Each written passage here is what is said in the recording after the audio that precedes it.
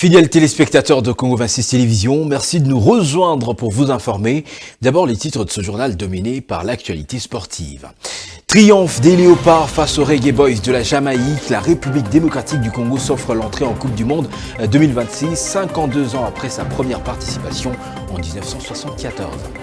Moment de joie, poussé à l'extrême, la qualification de l'équipe nationale à l'étape charnière des barrages intercontinentaux n'a pas laissé indifférents les joueurs eux-mêmes comme acteurs de l'événement du jour. Leur réaction dans un instant. Et puis, course à la tête de l'Organisation internationale de la francophonie. La République démocratique du Congo est loin de baisser les bras. Le pays de Félix Tshisekedi a lancé sa campagne depuis Brazzaville. Voilà tout pour les principales articulations. Tout de suite, le développement de ces titres. C'est un moment appelé à être gravé dans l'histoire du football congolais. 52 ans après sa première et unique participation à la Coupe du Monde, la République démocratique du Congo signe un retour retentissant sur la scène footballistique mondiale en battant la Jamaïque par un score d'1-0 dans un match comptant pour la finale des barrages intercontinentaux. Une qualification qui dépasse le cadre sportif pour devenir un symbole d'unité nationale et de fierté collective après un parcours très difficile.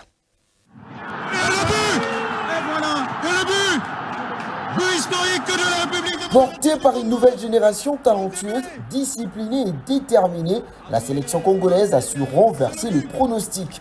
Match après match, elle a démontré une solidité tactique impressionnante. Cette qualification n'est pas le fruit du hasard, elle est le résultat d'un chemin semé de preuves. Après l'échec douloureux de 2017 face à la Tunisie à domicile, la lourde défaite de 2022 contre le Maroc 4-1, puis celle face au Sénégal en septembre 2025, 3-2 également à domicile, les Léopards n'ont jamais baissé les bras. Au contraire, ces rêves ont forgé leur caractère et renforcé leur détermination. Le tournant décisif survient lors du barrage africain. La RDC crée l'exploit en battant le Cameroun 1-0 en demi-finale avant de s'imposer face au Nigeria en finale après une séance des tirs au but allétante. Une qualification arrachée avec courage qui ouvre les portes du barrage intercontinental face à la Jamaïque. Dans un match tendu, le bord de l'RDC ont une nouvelle fois démontré leur résilience. Il faudra attendre à la 100e minute de la prolongation pour voir la délivrance d'un corner parfaitement exécuté par Sipenga qui trouve Axel Touazébé qui surgit et inscrit le but victorieux. Et le but! Et voilà! Et le but! But historique de la République démocratique du Congo! Touazébé! Un moment de pure émotion qui scelle le retour historique de la RDC sur la scène mondiale. 52 ans après, le retour de la RDC au mondial n'est pas seulement une qualification, c'est une renaissance, peut-être le début d'un nouveau chapitre glorieux. Le Congo est en Coupe du Monde. La République démocratique du Congo est en phase finale de Coupe du Monde. 52 ans après. La République démocratique du Congo est en phase finale de Coupe du Monde.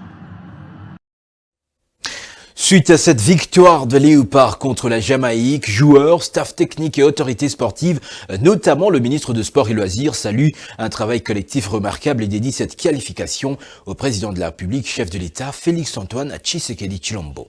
Suivez.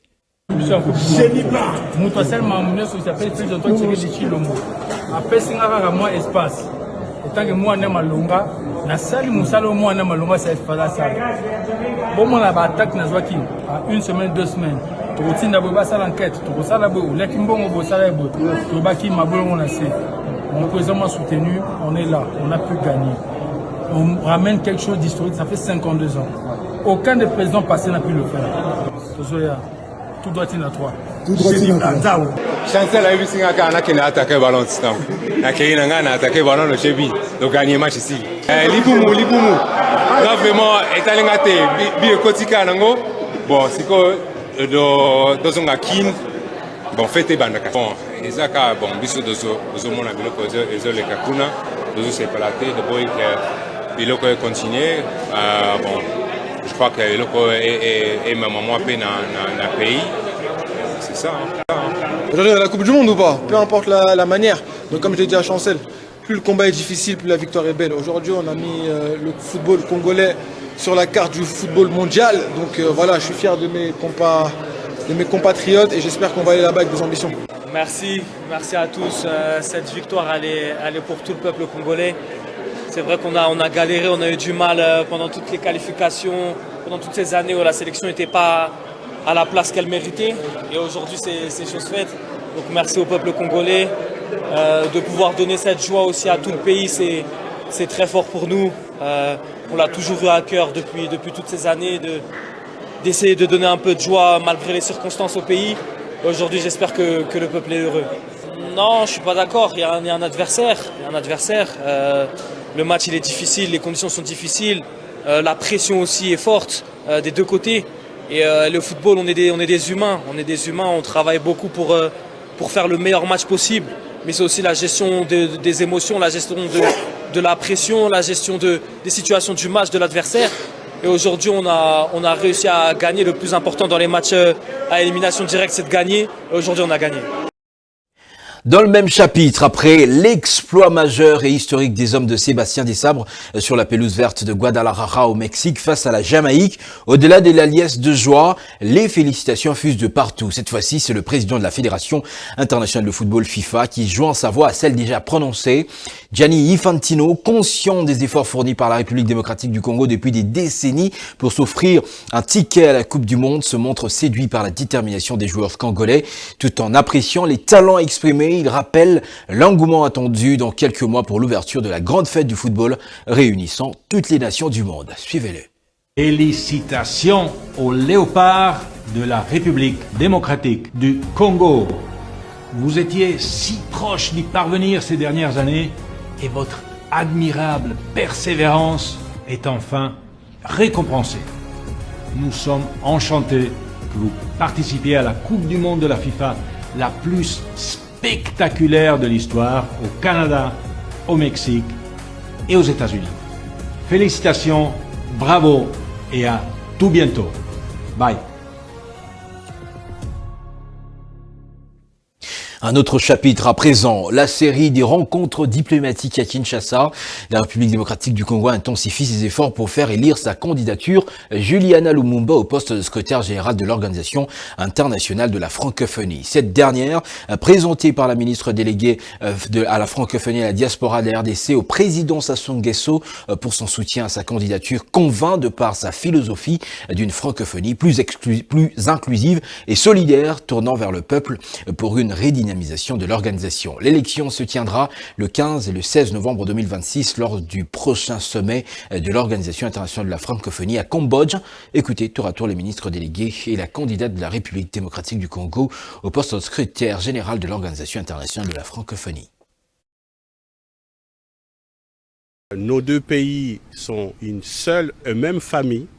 Et dans une famille, il y a un chef de famille qui est notre patriarche commun, qui est notre Barouba commun. Évidemment, avant de commencer cette tournée, il était nécessaire de passer par Brazzaville pour avoir non seulement cette bénédiction, mais les conseils, les orientations et solliciter le soutien sans faille de cette candidature. Ce que je prône, une francophonie vivante, une francophonie unie, une francophonie plus inclusive, une francophonie des peuples. Non seulement que la francophonie sorte de la routine internationale qui est tout à fait normale, mais nous voulons une francophonie de peuple. Nous voulons redynamiser la francophonie pour qu'elle soit là où elle a été, c'est-à-dire une grandeur, une ouverture, aller vers l'autre, aller être unis, être plus solidaire, plus inclusif. Au terme de sa participation à la 13e conférence de gouverneurs tenue à Bondoudoville, le gouverneur du Sud Kivu a été reçu lundi 30 mars au siège de l'Union sacrée de la Nation à Kinshasa par André Mata, où il a été procédé à la signature de l'acte d'engagement de sa province, réaffirmant ainsi son soutien indéfectible du Sud Kivu à l'Union sacrée de la Nation au président Félix-Antoine Tshisekedi Tshilombo. Merdi Mirindi pour les détails. C'est André Mbata, secrétaire permanent de l'Union sacrée de la Nation, qui a reçu le gouverneur du Sud Kivu, Jean-Jacques Pouroussi, afin de procéder à la signature de l'acte d'engagement de sa province à la plateforme, consolidant ainsi son alignement à la dynamique impulsée par le président Félix-Antoine Tshisekedi Tshilombo. En tant que gouverneur de la province du Sud Kivu, donc représentant spécial du président de la République démocratique du Congo, son Excellence le président Félix Antoine Tshisekedi Tshilombo, je suis passé ici au siège de l'Union Sacrée pour dire encore une fois notre fidélité, notre ferme engagement, notre appartenance totale à l'Union Sacrée. Et par la même occasion, j'ai récupéré les insignes de l'Union Sacrée. J'ai récupéré aussi, j'ai pu signer l'acte d'engagement de la province du Sud Kivu auprès de l'Union Sacrée. Sur le plan sécuritaire, Jean-Jacques Pouroussi a mis en avant les avancées significatives, notamment la reprise de la ville d'Ouvira, présentée comme un signal fort du recul des forces ennemies. Dans la même dynamique, la reconquête de Bukavu reste une priorité annoncée, tandis que d'autres opérations sont en préparation pour rétablir l'autorité de l'État sur l'ensemble du territoire. Nous disons encore une fois merci au président de la République d'avoir apporté espoir à la population du Sud Kivu. Merci au président de la République pour avoir tenu parole. Il nous a dit dans 1 mois vous allez récupérer Ouvira, et voilà que nous sommes à Ouvira. Et je peux dire à la population des zones occupées, c'est-à-dire de ceux qui sont la population piégée par l'ennemi à Bukavu, à Kalehe, une partie de Kalehe, mais aussi à Walungu-Idjwi, de rester vigilant. Le président Tshisekedi se bat sur le plan diplomatique, le plan politique et le plan militaire, et que bientôt nous serons de retour à Bukavu, enfin partout, donc toutes ces zones occupées, nous allons les récupérer. Au-delà du volet militaire, le gouverneur incite sur l'état d'esprit de la population, désormais porté par un optimisme croissant et un soutien affirmé aux initiatives du chef de l'État. Entre engagement politique, espoir de stabilité et volonté d'unité nationale, le Sud Kivu se positionne comme un acteur déterminé dans la quête de paix et de sécurité en République démocratique du Congo. Salutations.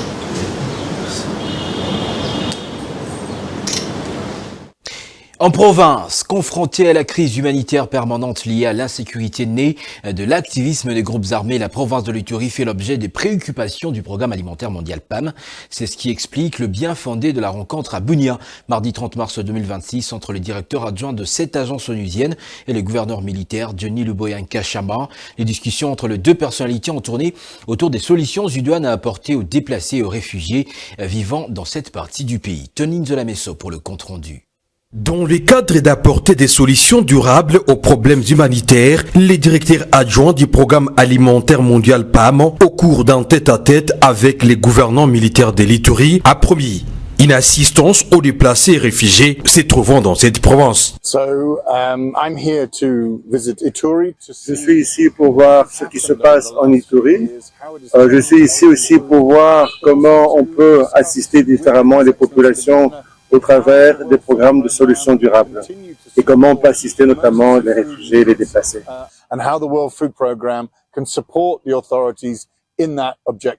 Reconnaissant l'appui considérable du PAM, le lieutenant-général Luboyan Kachama Johnny, gouverneur militaire de l'Ituri, a noté que dans les zones de retour, l'administration militaire travaille actuellement pour des solutions durables. Nous avons des zones où il y a la paix, des zones de retour.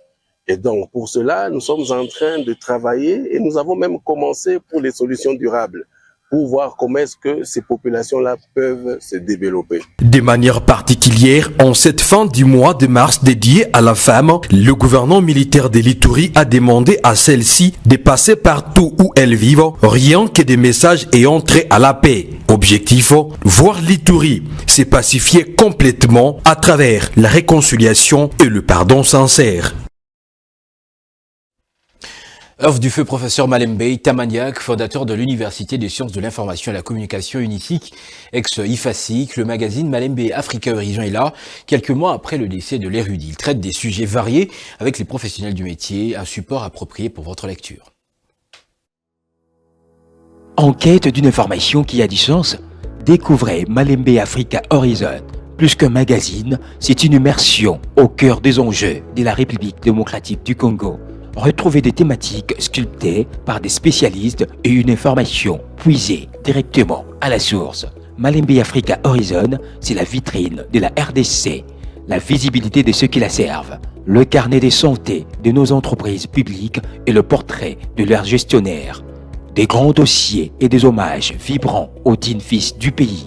Parce que nous ne laissons rien au hasard, nous vous offrons la passion d'une info vraie, variée et soignée. Malembe Africa Horizon, le magazine des grands. Fin de cette livraison, je vous rappelle ces grandes lignes. Triomphe des Léopards face aux Reggae Boys de la Jamaïque, la RDC s'offre l'entrée en Coupe du Monde 2026, 52 ans après sa première participation en 1974.